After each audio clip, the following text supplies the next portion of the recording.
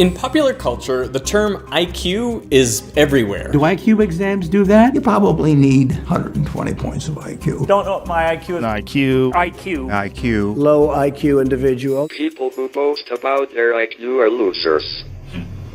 When people say IQ, what they mean is intelligence, an objective, rigorous measurement of intellectual ability. But does it actually work? Well, in this video, I want to find out where IQ came from, what does it actually measure, what can it predict about your life, and I guess, what is my IQ? I have never taken an official IQ test before. Honestly, I don't think I'm terribly smart. I've always kind of considered my IQ to be maybe just a little above average. Exothermic or endothermic? I feel like that should be exothermic. Good job, science guy. There are a lot of IQ tests online, but I am very skeptical about their accuracy. Still, I figured some of them may be good practice for the real thing. Tomorrow, I'm going to do an IQ test for real. Before I do that, I want to try to improve my score, and so I'm going to try to do a whole bunch of practice tests. I think this test is trainable, but tomorrow we're going to see whether that's true or not. The idea of intelligence testing goes back hundreds of years, but the first concrete breakthrough occurred in 1904. English psychologist Charles Spearman was studying students' grades in different subjects, and he wondered how their performance in one subject, like English, would relate to their performance in another, like math. One option would be that the better a student did in math, the worse they would do in English, maybe because they spent more time on their math work and so had less time to devote to English. So performance in different subjects would be negatively correlated. Another option was that performance in one subject would be completely unrelated to performance in another. After all, different subjects require different skill sets, so maybe marks would be totally uncorrelated. The third option was that the better a student did in math, the better they would do in English. In other words, their marks would be positively correlated. A correlation coefficient can vary anywhere from -1 to +1. A correlation coefficient of -1 indicates a perfect negative correlation, meaning an increase in one variable corresponds to a precise, predictable decrease in the other variable. Similarly, a correlation of +1 indicates a perfect positive correlation. A correlation of 0 indicates no relationship between the two variables, and any value between 0 and 1 indicates a positive correlation, but the data has some random spread. The square of the correlation coefficient tells you the amount of variation in one variable that can be explained by variation in the other variable. For example, if the correlation coefficient is 0.5, then 25% of the variation in one variable can be explained by the other. When Spearman analyzed his data, he found a clear positive correlation. Students who did better in math also tended to do better in English, and the correlation coefficient was 0.64. But math and English weren't the only subjects the students studied. They also took classics and French, and when Spearman looked at the correlations between all of these subjects, he found the same pattern. Students who did well in one subject tended to do well in them all. So how do you explain this observation? Well, Spearman proposed that each person has some level of general intelligence, what he called the G factor. This construct was meant to capture how quickly students could learn new material, recognize patterns, and think critically regardless of the subject matter, which explains why students' scores across subjects are correlated. Those with high G score well on all subjects, and those with low G score poorly on all subjects. Spearman published his conclusions in a paper titled General Intelligence Objectively Determined and Measured. But the correlations weren't perfect. So on top of the G factor, Spearman proposed subject-specific factors, or S factors. A student's performance in math, for example, would depend on their general intelligence plus their subject-specific factor for math. Subject-specific factors could increase or decrease performance on that particular subject. Spearman believed that specific factors could be trained, but general intelligence was fixed. So he wanted to find a way to reliably measure general intelligence. At around the same time in France, Alfred Binet was tasked with figuring out which kids needed more help in school. Together with Theodore Simon, he developed the Binet-Simon test. Students were asked to name what's missing in the drawing, define abstract terms, and repeat back sentences. And there was also this question asking which face is prettiest. There were 30 tasks in all. Their performance was benchmarked against other students of different ages in order to assign them a mental age. For example, if a student performed about as well as the average 8-year-old, their mental age would be 8. This mental age was then divided by their actual age and multiplied by 100 to arrive at a so-called intelligence quotient, and IQ was born. So the Binet-Simon test was the world's first IQ test. It was translated by Goddard into English and brought to the US. At Stanford, Lewis Terman standardized it using a large American sample, and with some modifications, it became the Stanford Binet test.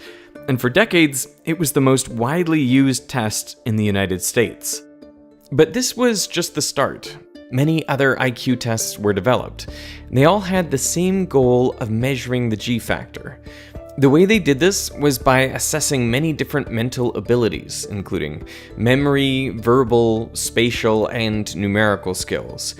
Each one of these areas might have a subject-specific shift, but by averaging them all together, the idea was the subject-specific effects would cancel out, leaving a decent approximation of G.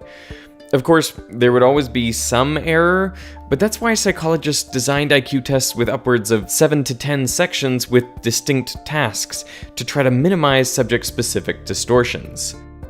All the different IQ tests differed in the number of questions and their difficulty. So to standardize the scoring system, each test was given to a large sample of the population.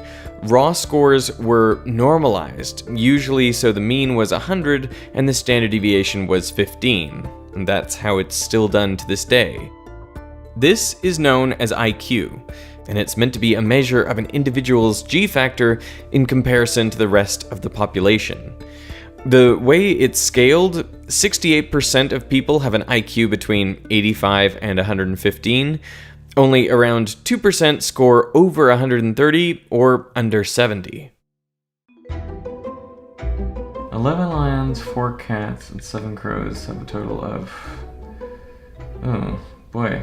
As I was studying for my IQ test, I practiced all the different types of questions that appear on modern tests. One section will almost certainly be on vocabulary. They give you one word, like sanguine, and you have to pick which of the multiple choice options is most similar in meaning. Is it gloomy, asinine, recalcitrant, optimistic, or reflective?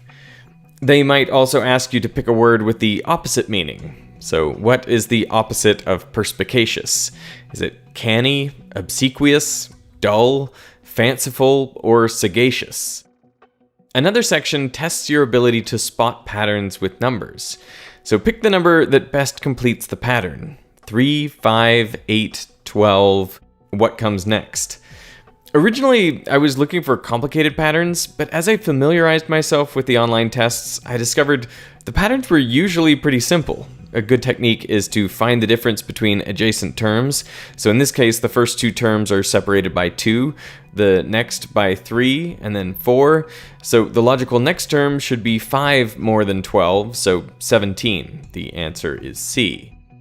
Sometimes the numbers grow rapidly, like in the sequence 3, 15, 60, 180. What comes next? In cases like this, I look at the ratio of one number to the one before it. In this case, the second number is 5 times the first. The next number is 4 times bigger, and the next one is 3 times larger. So the answer should be 2 times the fourth term, which is 360. Answer B. One of the best-known types of IQ test questions are Raven's progressive matrices. These involve a 3x3 grid with symbols in each of the cells. And you have to select the 9th cell, which follows the pattern. I found that the bulk of these puzzles obey one of only a few different logical rules. One is translational motion. so the symbols move from one cell to the next in a predictable fashion. The second is rotational motion. One or several objects rotate from one cell to the next. The third is missing symbols, where in each row or column, each symbol appears once. So to figure out which symbols appear in the final cell, you just have to spot which ones are missing. And the fourth is addition, where the first cell plus the second cell equals the third cell. In this case, lines that overlap cancel out, but a line plus nothing equals a line. In most modern IQ tests, all the questions are completed under time pressure. You may have only around 10 to 30 seconds per question. Okay, this morning I'm taking an official IQ test, and I gotta say that I'm pretty nervous. I always want to do well on tests, it's something I pride myself on, but at the same time, who knows how this is gonna go. I'm not allowed to take you in there because obviously people don't want the questions getting out, and they don't even want video of what it looks like in there, they're very strict about these things. So, I'm gonna go in, do the test, I'll come out, and I'll let you know how it went. Wish me luck. What's remarkable about IQ tests is that an hour or two of questions on vocabulary, numbers, and arbitrary shapes can predict a surprising amount about your life. For one thing, the higher your IQ, the larger your brain is likely to be. A large meta-analysis from 2005 estimated a correlation of 0.33 between IQ and brain size. So high IQ is literally big brain. IQ is also predictive of school success. In 2007, Scottish psychiatrist Ian Deary measured the IQs of 13,000 11-year-olds.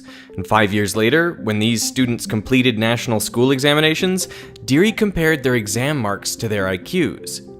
Their performance on an IQ test when they were 11 correlated with their performance 5 years later on the GCSEs, about 0.8. That's an extremely high correlation. It means about 2/3 of the variation in national school examination scores could be predicted by IQ tests taken 5 years prior. Now, the correlation coefficient of this study is at the high end of the 0.2 to 0.8 range found in similar studies, but research supports the claim that IQ is a good predictor of school success. It also predicts how much schooling a person will complete. Maybe this shouldn't be so surprising, since some school tests are essentially IQ tests. It's been argued that tests like the SAT, ACT, and the GRE are basically IQ tests. They correlate with standard IQ tests at around 0.8. Now on my SATs, I got a score of 1330, which corresponds to an IQ of around 130. So it'll be interesting to see if my official IQ score matches that, or if I was able to increase my score by familiarizing myself with IQ-style questions. I don't know. But IQ also has predictive power outside of school. One of the most robust findings is that IQ can predict job success. Particularly in technical or high complexity jobs. How do you measure occupational success? You ask people's bosses to rate them. You ask what people's income is. You measure productivity in ways that economists use about, the output generated. The correlations typically range from 0.2 to 0.6, and the effect is most notable for more complex jobs, which makes sense. The highest effect is for military training. In fact, the US military will not accept anyone with an IQ under 80. They also limit to 20% the number of recruits with IQs between 81 and 92. During the Vietnam War, in order to increase the pool of applicants, they relaxed this last requirement. But what they found was that those below the threshold were 1.5 to 3 times as likely to fail recruit training, and they required between 3 to 9 times as much remedial training. Taken together, this added so much strain that the military ran more efficiently without the extra recruits. In total, 5,478 people recruited under this initiative died, at a fatality rate 3 times higher than ordinary recruits. So the military reinstated their requirements, and today anyone with an IQ less than 80, that is about 30 million Americans, would be ineligible to join the military. Even outside the military, IQ seems to play a role in how long you live. In a Scottish study, scientists uncovered IQ tests from kids when they were 11 years old. Now, 65 years later, they checked to see who from the sample was still alive at age 76. And they found that on average, for every 15-point increase on the IQ test, you would be 27% more likely to still be alive at age 76. A large meta-analysis confirms that people with higher IQs have a lower risk of dying during the time frame investigated in each study. The last major thing that IQ seems to predict is income. This study shows a clear tendency for income to increase with IQ, and it found a correlation coefficient of 0.3. But the variance is huge. In fact, the top 3 earners in this study all had IQs below 100. A large meta-analysis of 31 studies found the correlation between IQ and income to be 0.21. That is significant, but small. It means that only 4.4% of the variance in income is explained by IQ. Maybe one of the reasons why we don't see as high a correlation for income is just because economically intelligence is not necessarily that highly rewarded, in that maybe there are jobs, like just doing a real estate type scheme, like maybe that doesn't require a huge amount of intelligence. Simultaneously, you have all these very highly intelligent people who maybe become college professors, but that doesn't necessarily pay very well. Yeah. A lot of people who have very high intelligence scores don't have the same interest in accumulating money. The relationship with net worth is even weaker. It hardly seems to correlate with IQ, even though people with higher IQs are supposedly more intelligent and on average they make more money each year. But this apparently doesn't translate into saving or accumulating more wealth overall. But if IQ correlates with school achievement, job performance, income, and longevity, why don't we hear more about it? Why aren't more people tested? I think it's because IQ has a dark history. When Henry Goddard brought Binet's test to America, its use and interpretation shifted dramatically. In France, Binet believed intelligence could be improved through education. He designed his test so that struggling students could be given more help to catch up. But in the US, the modified test was given to adults to rank them by intelligence. And researchers like Spearman believed that G was unchangeable, that whatever general intelligence you were born with, you would have for the rest of your life. And many thought G was inherited, passed down from parents to children. These days we would say it has a genetic basis. There is some evidence to support these assertions. IQ appears fairly consistent over one's lifetime. So they had tests done when people were 11 years old. They found all those tests in a filing cabinet and followed those people up and gave them the same test when they were 90 years old, much, much later. Their scores, 80 years apart, were correlated at around 0.5 to 0.6. There's also evidence for a genetic basis to IQ. You find, for instance, that if you get 2 identical twins and give them an IQ test, they have a very strong correlation. It's actually about the same as giving the same person the test, a few weeks apart. Henry Goddard used the claims that intelligence was inherited and unchangeable to put IQ at the center of the American eugenics movement. Eugenicists wanted to prevent those with undesirable traits from having kids. In many states, laws were passed to enable forced sterilization of people who failed to meet a certain threshold on an IQ test. The constitutionality of these laws was upheld by the Supreme Court in 1927. Even words that we now use as insults, moron, idiot, imbecile, were used as scientific terms. In his judgment, Justice Oliver Wendell Holmes wrote, "It is better for all the world if instead of waiting to execute degenerate offspring for crime, or to let them starve for their imbecility, society can prevent those who are manifestly unfit from continuing their kind. 3 generations of imbeciles are enough." In total, over 60,000 people were forcibly sterilized as a result of these laws. In fact, they served as a model for Nazi Germany. Hitler himself claimed to be inspired by American eugenicists. These have been used for horrific things in the past. At the Nuremberg trials after the war, some Nazis quoted from the American Supreme Court decision. Given this awful history, I think it's understandable that many people completely disregard IQ today. On the science of intelligence, there are a number of things those early researchers got wrong. One is that IQ is not entirely determined by genetics. Can you quantify the effects of genetics versus environment? When you look at twin studies, on average across the whole lifespan, it's about 50-50 to heritability and environment. You simply can't, for ethical reasons, estimate it in humans, with a reasonable degree of certainty or accuracy. Given my reading of that literature, it's a pretty broad range, probably somewhere between 40% and 70%. Okay. And since education can improve IQ, it is not completely fixed over a lifetime. Plus, intelligence might not be a single construct as initially imagined. These days, scientists recognize two forms of intelligence, fluid and crystallized. Fluid intelligence is your ability to learn, process information, and solve novel problems, whereas crystallized intelligence involves the knowledge you've accumulated over your lifetime. Both types of intelligence increase throughout childhood, but fluid intelligence peaks in early adulthood and then declines, whereas crystallized intelligence remains more stable. But IQ has been further misused to promote the idea of racial differences in intelligence.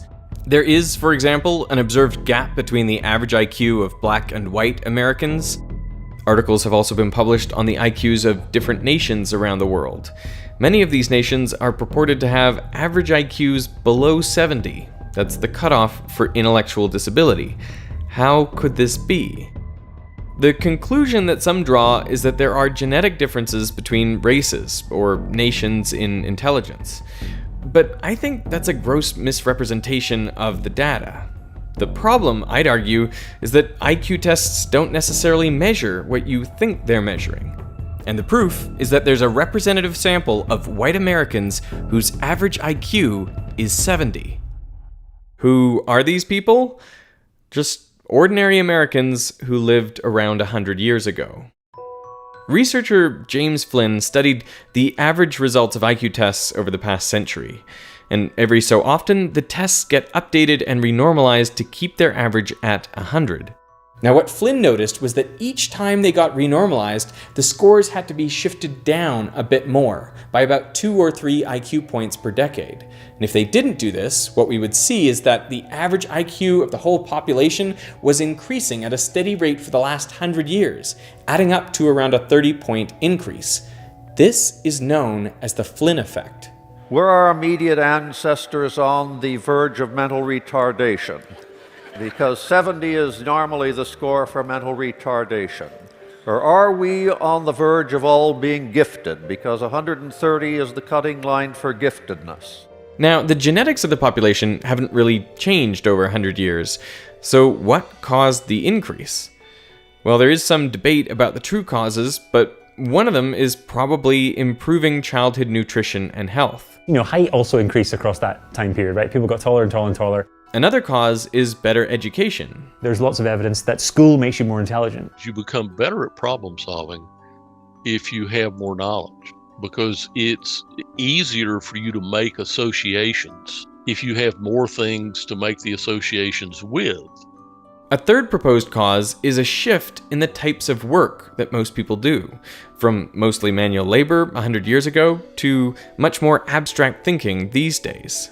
And that shift may have made us better at answering the types of questions that are asked on IQ tests.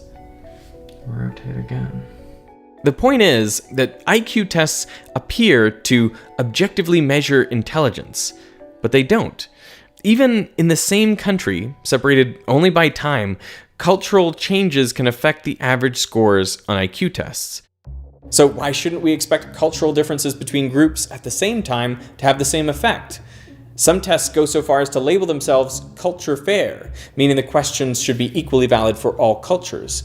But the truth is, it's impossible to construct such a test. Does that work? No. Okay.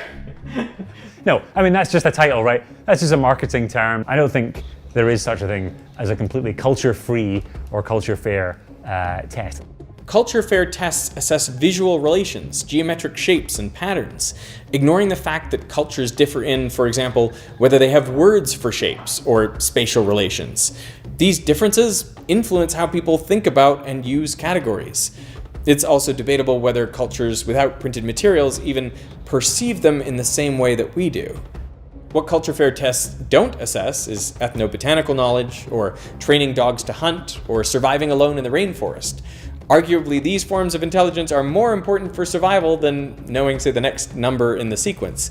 But since they are less common in our culture and we don't have good ways of measuring them, we see IQ puzzles as the definitive way to quantify intelligence. And the people who make these tests agree. There are stringent requirements before a test validated for one population can be used with a very different population. Even in the limited forms of intelligence that IQ attempts to assess, there are factors other than G which affect the final IQ. Like motivation. How much someone is incentivized to complete the test can have a marked impact on their score. Many studies have tried paying subjects to complete an IQ test. In some studies, they're offered a little, say around $1. Other studies offer between $1 and $10, and the real high rollers offer more than $10. A large meta-analysis showed that motivating people in this way increased IQ, and the larger the dollar amount, the greater the average increase. At the high end, IQ increased by up to 20 points. The effect is largest for those with below average IQs, so in addition to G, IQ tests also measure motivation. But it doesn't stop there. They do rotate. Training and coaching for an IQ test can boost scores by up to 8 points. I just completed the test in some random barely talk after that. It seemed pretty fair. There were lots of different sections. The math section in particular, I feel like I killed. Those questions were easy. I would say, having done the test, I feel like that should be trainable. Like, you should be able to train someone to do that well. Test-taking strategy is also important. Some people are just better at taking tests under time pressure than others. I think the hardest thing about the test was the time limits, looking for the patterns in a series of shapes, and it just normally takes me a little while, and so I feel like I didn't finish those. You have to know when to skip questions, how to eliminate clearly wrong answers, and when to guess. Anxiety also plays a role. Apparently, a small amount of anxiety is good, but past a certain point, it negatively impacts performance. I guess the overall review is... I think I did okay.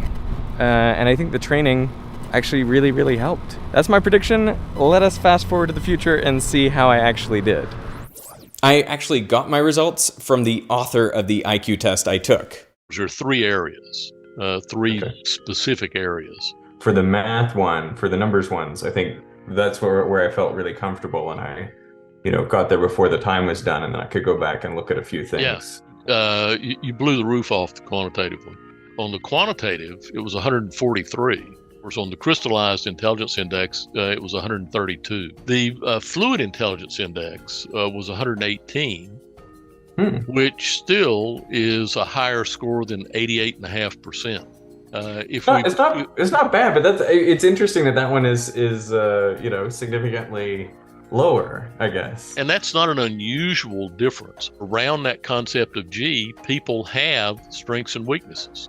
If we were to look at the best estimate of G for you on this set of tests, and it'd be different if you took a different test, it was at 134, which is higher than 98.8% of the population. Wow. Hopefully you're not disappointed with any of that. No, I wanted to do well. I feel like my motivation was high, possibly higher than the average person.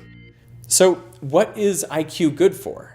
My clinical practice now is forensic neuroscience, and about 90% of my cases are death penalty.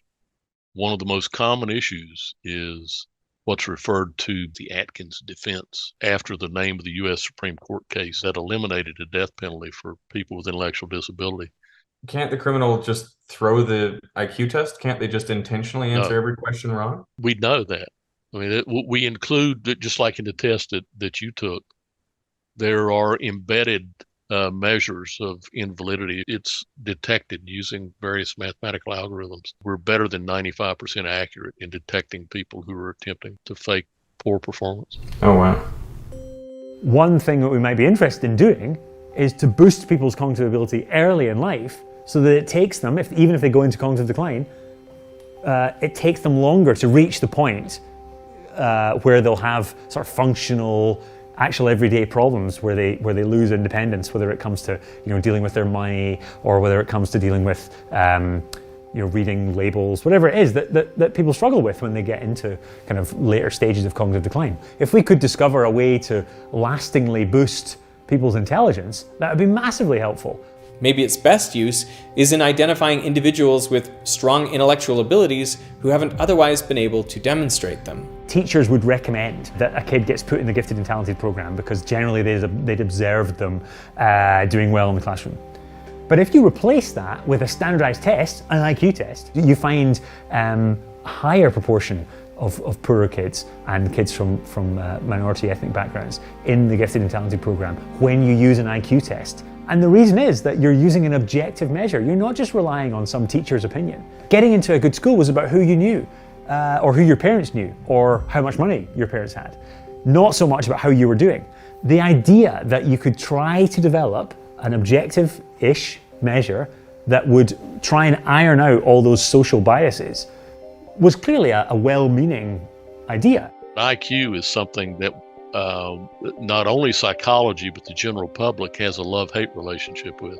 Tell me about that. Psychologists hate to talk about, intelligence and people's intelligence test scores and that kind of stuff. And I've had parents, when I've included intelligence as part of a neuropsychological evaluation of their kid, they'll say, "Well, yeah, I'd like to know his IQ, but we don't really care about that. What was it?" And then I also think you have the debate about IQ. Extremes on both sides, which I think doesn't help. You have the extreme of people who say, this is the most important thing ever. People's IQ is a majorly important factor that we must know about them, and we can classify them into particular schools or particular ways of education or whatever. That's on one extreme, and I think that's totally unproductive. But there's another extreme. The other extreme is the kind of blank slate view, which is that these tests are completely useless. They don't tell us anything, that they're only a tool of racism and prejudice and so on. I think that's wrong as well. And there's just this massive firestorm on both sides happening around them, and the people in the middle just get forgotten. The people who have more moderate views on these sort of topics. So I'd recommend that people look for the more moderate views on this. I think the big mistake is thinking that IQ in some way determines someone's worth. What's much more important, in my opinion, is how you interact with and help the people around you. Which is why I think Stephen Hawking said, people who brag about their IQ are losers.